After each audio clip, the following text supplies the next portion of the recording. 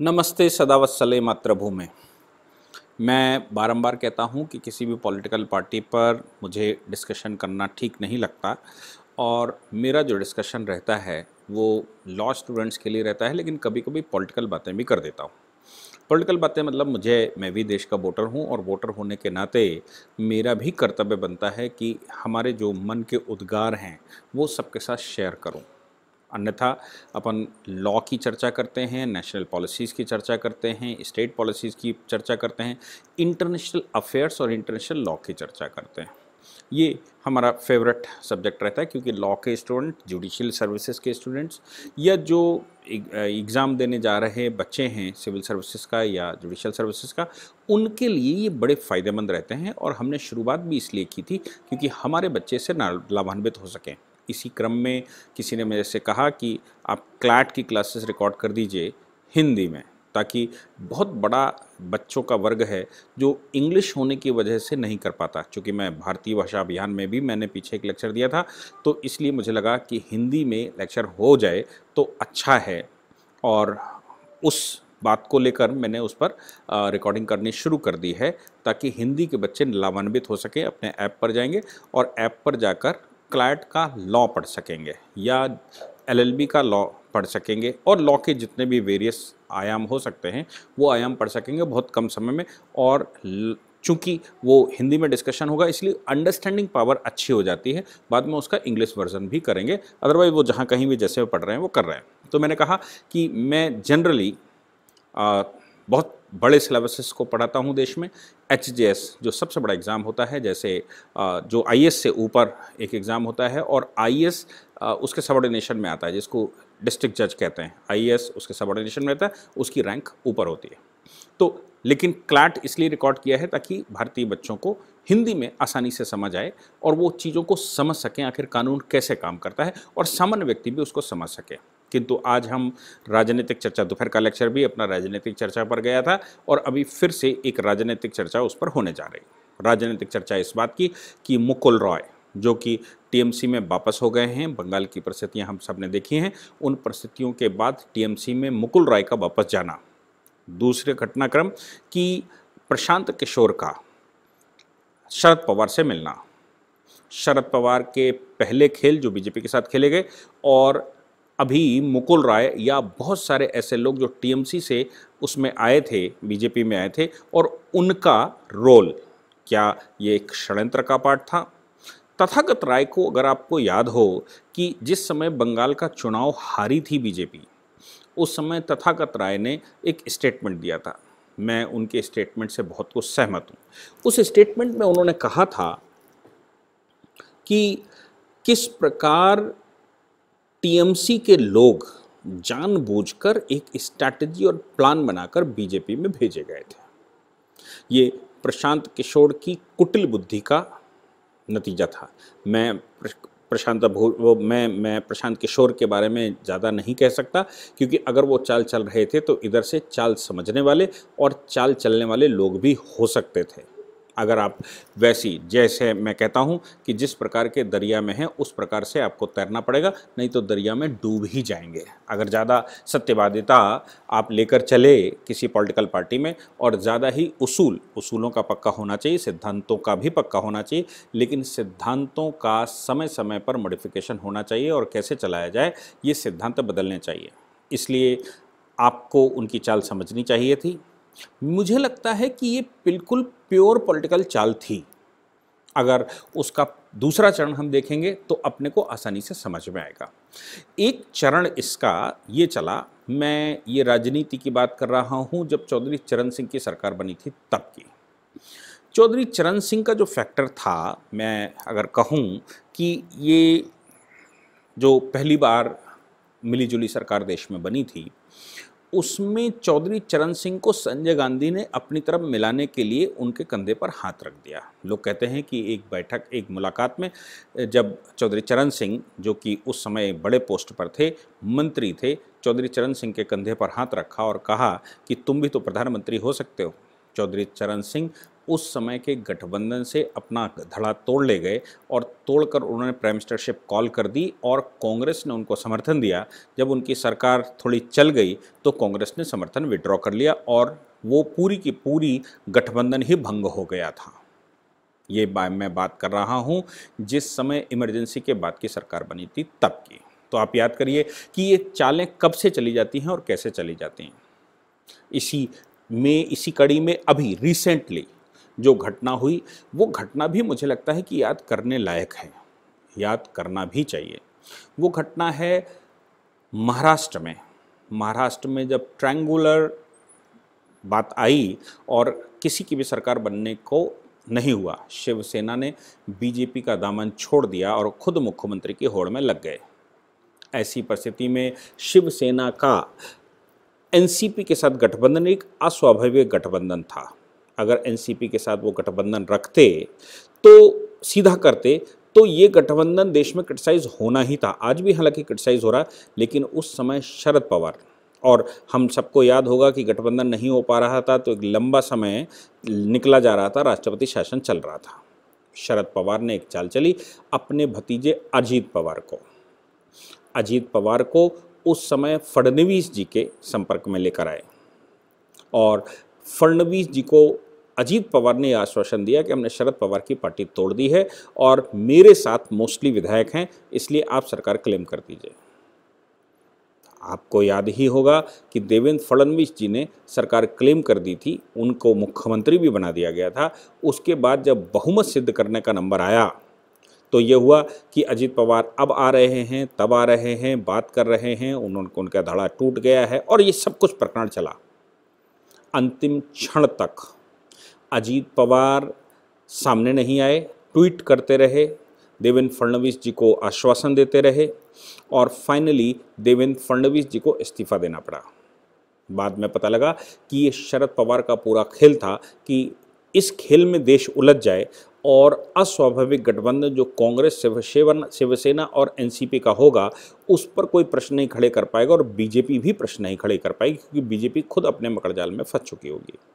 हुआ भी वैसा ही कि अजीत पवार के माध्यम से पूरा खेल खेला गया, बीजेपी बैकफुट पर चली गई। वो क्रिटिसाइजेशन के दौर से गुजर ही रही थी कि इधर सरकार नई बन गई। अब ऐसी सरकार जो चल रही थी या बन गई थी या चल रही थी, इस सरकार में पुनः अजीत पवार को उप मुख्यमंत्री बनाया गया। आप सोच सकते हैं कि अगर अजीत पवार विद्रोही थे वाकई में शरद पवार की पार्टी के, और शरद पवार ये गेम खेल चुके थे कि अजीत पवार के साथ एक भी व्यक्ति नहीं था, सारे के सारे शरद पवार के साथ खड़े हुए थे उनकी बैठक में। तो आप सोच सकते हैं कि जब शरद पवार के साथ सारे खड़े हुए थे, उनकी बैठक में चल रहे थे, अजीत पवार जब हार चुके थे, तो ऐसी परिस्थिति में अजीत पवार का पुनः वापस आना एनसीपी में, और एनसीपी में वापस आने के बाद उनको वही सर्वोच्च पद देना और वही सर्वोच्च स्थान पर बिठाना जो उनका पार्टी तोड़ने से पहले था। तो आप सोच सकते हैं कि ये तभी संभव है जब पहले से गेम प्लान किया गया हो और किसी व्यक्ति ने उस गेम को खेला हो। गेम खेलने के बाद जब वो विजेता हो गया और सामने वाले को धोखा दे आया तो लौट कर आया तो उसकी पोजीशन और अच्छी हो गई।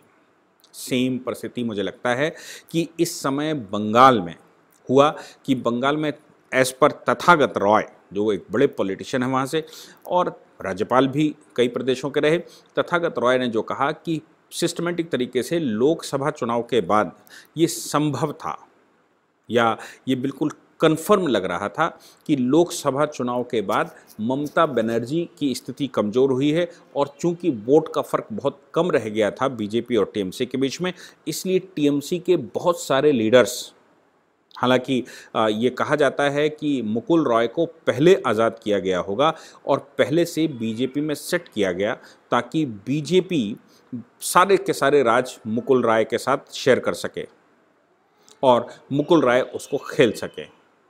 ऐसा संभावना है, मैं उसको कंफर्म नहीं कर सकता क्योंकि मैं कोई पॉलिटिशियन नहीं हूँ और मेरे पास पॉलिटिकल डेटा भी नहीं। मैं तो एनालॉजिकल डिडक्शंस लोगों के आधार पर करता हूँ, जो लोग कहते हैं सुनते हैं उनके आधार पर जो अपने को महसूस होता है वो आप लोगों के साथ कभी कभी पॉलिटिकली शेयर कर देता हूँ, क्योंकि मैं भी राजनीति शास्त्र का स्टूडेंट रहा, लॉ का स्टूडेंट हूँ, पब्लिक एडमिनिस्ट्रेशन का स्टूडेंट हूँ, इसलिए इन चीज़ों में थोड़ी रुचि ज़्यादा रहती है। तो क्या हुआ कि जब टीएमसी से मुकुल राय को इधर सेट किया गया तो बीजेपी की सारी पॉलिसी, बीजेपी का सारा सिस्टम समझ में आ गया कि आखिर क्या चल रहा है। 2019 के चुनाव में जिस प्रकार बीजेपी ने परफॉर्म किया तो और कंफर्म हो गया था कि अब की लड़ाई बीजेपी के साथ बहुत अच्छी होने वाली है 2021 के चुनाव में, और हुआ भी वैसा ही। तो 2019 के चुनाव से पहले या 2019 के चुनाव के बाद भी टीएमसी ने बहुत सारे अपने लीडर्स को रिलीज करके इधर बीजेपी से चुनाव लड़वाया। जो बीजेपी से चुनाव लड़े वो सब हार गए। अब आप सोचकर देखिए कि बीजेपी से नए कैंडिडेट सब जीत गए, लेकिन जो टीएमसी से टूट कर आए थे उनमें मोस्टली हार गए। शुभेंदु अधिकारी जैसे एक आध छोड़ दीजिए, बाकी मोस्टली हार गए। लोगों ने बड़ी खुशी भी जाहिर की कि देखिए ज़्यादातर दूसरी टीएमसी से जो टूट कर आए थे वो सब हार गए। लेकिन जो कोई भी टीएमसी से टूट कर आए थे वो पुनः टीएमसी में वापस जा रहे हैं। मुकुल राय भी उनमें से ही एक है।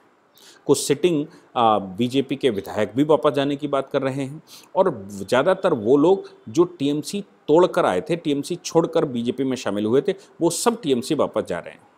अब इसका क्या मतलब निकाला जाए कि मुकुल राय जैसे लोग, जिनके लिए ये कहा गया कि उनके पीछे सीबीआई लगा दी गई थी और सीबीआई लगाकर उनको कवर किया जा रहा था, उनको चारों ओर से हड़काया धमकाया गया, जैसा कि ममता बनर्जी ने क्लेम किया कि उनके पीछे पुलिस लगा दी गई थी या उनके पीछे सीबीआई लगाई थी, डर के मारे वो वहाँ चले गए। तो क्या अभी सीबीआई का खतरा ख़त्म हो गया है? तो क्या अभी शारदा चिटफंड केस ख़त्म हो गया है? तो क्या अभी सेंट्रल में नरेंद्र मोदी सरकार ख़त्म हो गई है? अगर ऐसी परिस्थिति इस वजह से वो बीजेपी में आए होते कि उनके ऊपर केसेस चल रहे थे टीएमसी में रहते हुए, तो फिर आज भी वो बीजेपी में ही रहते, अगर सिर्फ इतनी सी बात होती कि उनको अपने केस संभाल लेते और वो वापस नहीं जाते। लेकिन जो वो गेम खेलने आए थे, एज तथागत राय के स्टेटमेंट के अनुसार, वो गेम वो सारे खेल गए, और खेलने के बाद टीएमसी के कैंडिडेट हारकर नए टीएमसी के जीत गए। टीएमसी से आए बीजेपी में कैंडिडेट हारकर नए टीएमसी के कैंडिडेट जीत गए, और ये जो उन्होंने सेक्रीफाइस किया ममता बनर्जी के लिए, उसका कहीं ना कहीं उनको लाभ मिलेगा। दूसरा, ये गेम पहला मैंने जैसे कहा शरद पवार ने खेला, दूसरा गेम ममता बनर्जी ने खेला। इस खेल को खेलने के बाद तभी वो कहती थी खेला हो गए। वो जानती थी कि वो खेल खेल रही है, और इसमें बीजेपी को भितरघात कहीं ना कहीं से मिलेगी। अगर बीजेपी अपनी दम पर वहाँ पर लड़ती तो शायद अच्छी परफॉर्मेंस करती। क्यों? क्योंकि बीजेपी अपने दम पर लड़ती तो वो नए सिरे से नई स्ट्रैटेजी से लड़ती। लेकिन जब टीएमसी के लोग टूटकर बीजेपी में शामिल हुए तो इसका मतलब ये हो गया कि वो गंदगी बीजेपी में आई, और बीजेपी उनके साथ खेलती, इससे पहले वो स्ट्रैटेजी बनाकर बीजेपी को खेलने लगे। हालांकि मैं इसमें उनका दोष नहीं मानता, क्योंकि राजनीति है, सबको खेलने का अधिकार है, वो इनके साथ खेलते हैं, ये क्यों नहीं उनके साथ खेलते। अब सवाल यहाँ पर यह आता है कि ममता बनर्जी ने प्रशांत किशोर को शरद पवार के पास क्यों भेजा? क्या वाकई में ममता बनर्जी ने शरद पवार के पास भेजा उनको, या फिर वो स्वयं अपनी राजनीतिक महत्वाकांक्षाओं को ध्यान में रखते हुए वहाँ गए? अभी अब लोकसभा चुनाव से पहले 7 राज्यों के चुनाव भी हैं। 7 राज्यों के चुनाव में अगर बीजेपी की परफॉर्मेंस उत्तर प्रदेश जैसे राज्यों में अच्छी नहीं होती, ऐसा लोगों का मानना है, तो फिर 2024 के लोकसभा चुनाव में भी स्थिति खराब रहने वाली है। अब आप उसमें विचार करके देखिए कि ममता बनर्जी, कोई भी विजेता जब किसी राज्य का होता है, चाहे वो आपको याद होगा 2012 में मुलायम सिंह यादव या जीते थे, तो जिस समय ये जीत कर आए थे तो लक्ष्य 2014 तय किया गया था, और लक्ष्य 2014 में चूंकि समाजवादी पार्टी 225 सीटें लेकर आई थी, इसलिए उसको लगा था कि अब तो हम केंद्र में प्रधानमंत्री, यानी कि नेताजी प्रधानमंत्री बन सकते हैं, और हर गाड़ी पर उत्तर प्रदेश में समाजवादी पार्टी के लक्ष्य 2014 लिखा था। सेलिब्रेशन 2012 का नहीं हो रहा था, लक्ष्य 2014। तो ये एक अंदर से जो इनकरेजमेंट मिलता है, या अंदर से प्रफुल्लित व्यक्ति होता है, या विजय प्राप्त करने के बाद जो उसका मस्तिष्क काम करता है, या जो उसकी महत्वाकांक्षा और ज़्यादा जागती है, वो तो स्वाभाविक है, एक कॉन्फिडेंस आता है। ममता बनर्जी को भी इस समय उस प्रकार का कॉन्फिडेंस आया होगा, इसलिए अब वो प्रधानमंत्री की दौड़ में शामिल होने को आगे अग्रसर हो गई हुई, बिल्कुल वैसे ही जैसे कि माननीय केजरीवाल जी दिल्ली में सरकार बनाने के बाद उनको प्रधानमंत्री का स्वप्न आ गया था और वो पूरे देश भर में अब माननीय प्रधानमंत्री जी जहां बनारस से खड़े थे उनके ही खिलाफ बनारस में खड़े हो गए थे, क्योंकि वो प्रधानमंत्री के अपने आप को दावेदार समझने लगे। अच्छा ये हुआ कि वो दिल्ली के मुख्यमंत्री हो गए और दिल्ली के मुख्यमंत्री रहते ही पूरे देश ने उनकी स्थिति को भांप लिया और समझ लिया, और आज पूरा देश जानता है कि वो क्या कर रहे हैं। ममता बनर्जी को भी अब मुलायम सिंह या केजरीवाल की तरह दिल्ली दिखाई देने लगी है, और एक समय कभी नीतीश कुमार को भी दिल्ली दिखाई दे रही थी, ममता बनर्जी को दिल्ली दिखाई देने लगी है। इसलिए ममता बनर्जी अब जो बड़े राज्यों में सरकारें हैं, मुझे लगता है उनके साथ वार्ता करना उन्होंने शुरू किया है। लेकिन वो अगर यूपीए के में स्वप्न देख रही कि वो यूपीए की लीडरशिप ले लेंगी, तो आप अभी ही उनको एक इलस्ट्रेशन सामने आया। वो इलस्ट्रेशन था कि जैसे ही संजय राउत ने एक स्टेटमेंट दिया कि यूपीए के नेता के रूप में माननीय शरद पवार जी बहुत अच्छे रहेंगे और शरद पवार जी नेता हो सकते हैं, और ये G23 ने चिट्ठियाँ लिखी और लोगों ने कहा कि भाई यूपीए का जो स्ट्रक्चर है वो रीस्ट्रक्चरिंग होना चाहिए, कांग्रेस का रीस्ट्रक्चरिंग होना चाहिए, नए लीडर्स आने चाहिए, और कयास लगाए जाने लगे। बड़े ऊपर के गरियालों में खबर आने लगी कि शरद पवार यूपीए के नेता हो सकते हैं। तो आपने देखा परमवीर सिंह को कैसे कांग्रेस ने खेला, और परमवीर सिंह के माध्यम से कैसे शरद पवार का ये जो गुब्बारा था वो फूट गया। वो पूरा गेम शरद पवार के खिलाफ, शरद पवार को डाउन करने के उद्देश्य से खेला गया था, और परिणाम भी यही निकला कि शरद पवार पहले महाराष्ट्र की सरकार बचाएं और फिर ख्वाब देखें कि वो यूपीए के हो सकते हैं। मैंने उस पर कई एक लेक्चर उस समय रिकॉर्ड किए थे, परमवीर सिंह, कांग्रेस और ये जो पूरा घटनाक्रम चल रहा था। तो अब सवाल ये आता है कि जिस यूपीए के लीडरशिप पाने के लिए शरद पवार आगे चले थे और शरद पवार को नेस्तनाबूद किया गया था कांग्रेस के द्वारा अपने लोगों को लगाकर, अब वो ख्वाब ममता बनर्जी देख रही हैं। तो क्या ममता बनर्जी अब उस लाइन में नहीं आ गई हैं जिस लाइन में सोनिया गांधी जब 2000 के चुनाव में कांग्रेस की लीडरशिप पाना चाहती थी, तो 8 बड़े दिग्गज नेता या तो पार्टी छोड़कर चले गए थे या वो उनकी अस्वाभाविक मृत्यु हो गई थी। उसके बाद जिन चीफ मिनिस्टर्स ने दिल्ली को कभी चैलेंज किया, जैसे चंद्रशेखर राव आंध्र प्रदेश से आते थे, उन्होंने जब दिल्ली चैलेंज किया तो उनका हेलीकॉप्टर क्रैश हो गया। अभी हाल ही में अमरिंदर सिंह ने भी दिल्ली को चैलेंज करने की सोची, तो अब अमरिंदर सिंह के साथ क्या हो रहा है पंजाब में, ये सबको दिख रहा है। उधर कभी माधवराव सिंधिया के बेटे ज्योतिरादित्य सिंधिया ने ऊपर चैलेंज करने की कोशिश की या उन्होंने अपना आभा मंडल दिखाया, तो उनके साथ क्या हुआ, सचिन पायलट को भी ये खुशफहमी हो गई थी, उनके साथ क्या हुआ, और यही होने जा रहा था जितेंद्र प्रसाद के साथ कि उससे पहले ही वो क्विट कर गए और इधर बीजेपी में आ गए।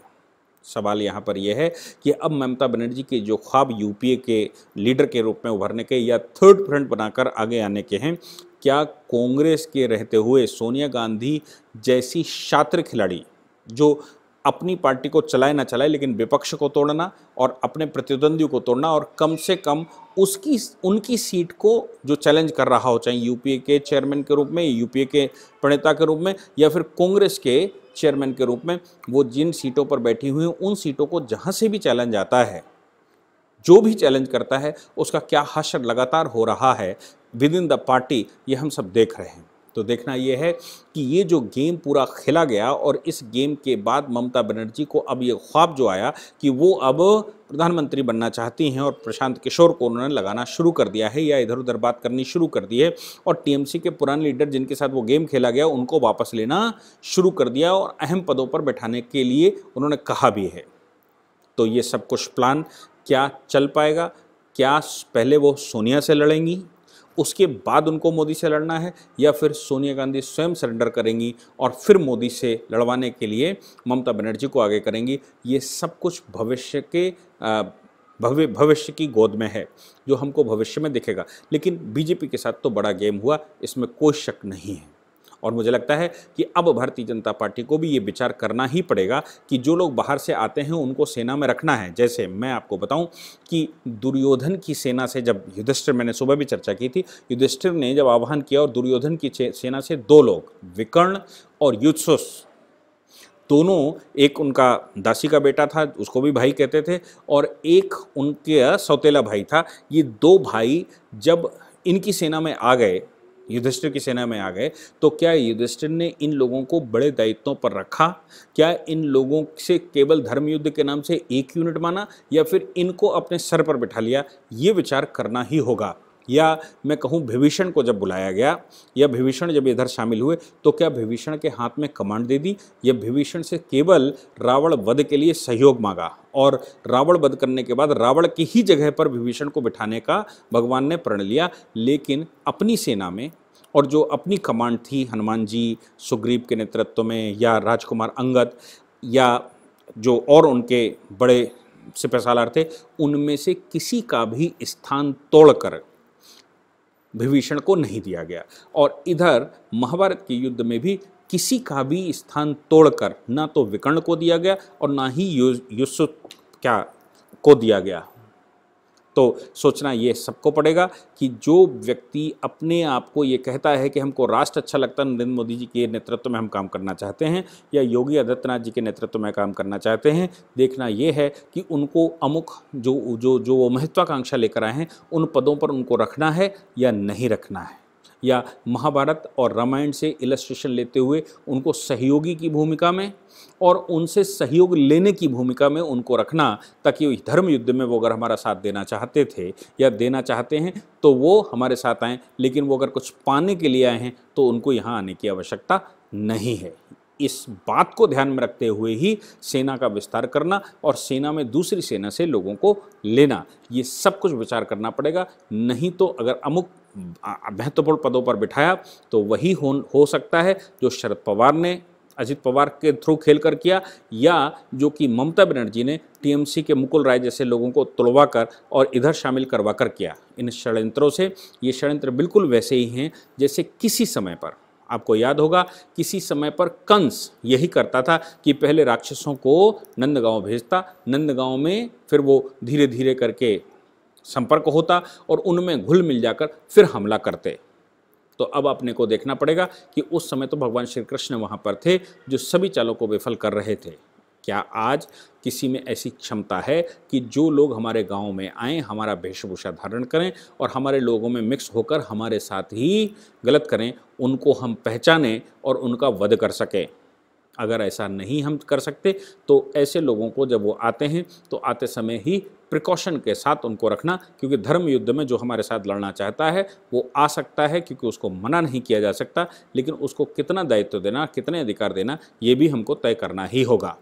ये जो गेम ममता बनर्जी ने खेला है, मुझे लगता है कि इसका पलटवार जो वो उनको यूपीए के चेयरमैन के रूप में या थर्ड फ्रंट बनाने की ओर वो आगे बढ़ी हैं, उसका सबसे पहला वार कहीं से अगर होने वाला है तो वो कांग्रेस के कार्यकारी अध्यक्ष से होने वाला है या यूपीए के प्रणेता से होने वाला है। और देखना यह है कि ममता बनर्जी पहले उनके वार से बच पाएंगी, उनको अगर हरा पाएंगी तो ही वो मोदी जी से लड़ पाएंगी, अन्यथा ये थर्ड फ्रंट वर्सेस यूपीए ही आपस में लड़कर समाप्त हो जाना है।